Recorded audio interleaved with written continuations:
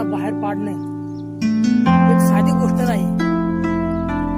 तळपणाऱ्या सूर्याला हा पडलेला अंधार कधीच दिसला नाही, परंतु डॉक्टर बाबासाहेब आंबेडकर या क्रांती सूर्याने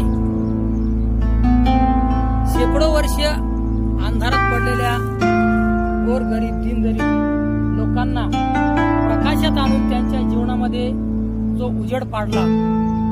म्हणूनच विश्वरत्न महामानव डॉक्टर बाबासाहेब आंबेडकर यांना क्रांती सूर्य म्हणतात.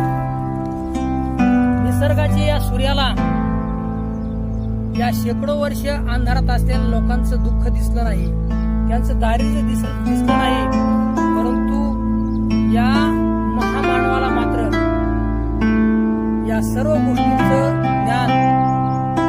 ज्ञात होतं आणि म्हणून त्यांनी कोसोदूर ज्ञानापासून दूर असलेल्या गोरगरीब दीनदलित या लोकांना त्यांनी प्रकाश दिला. म्हणूनच त्यांना क्रांती सूर्य म्हणतात.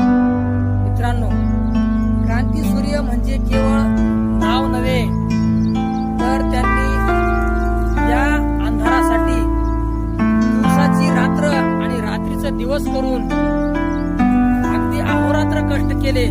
तेव्हा कुठं या गोरगरिबांच्या जीवनामध्ये नवीन पहाट निर्माण झाली आणि तेव्हा कुठं त्यांना ज्ञानाचा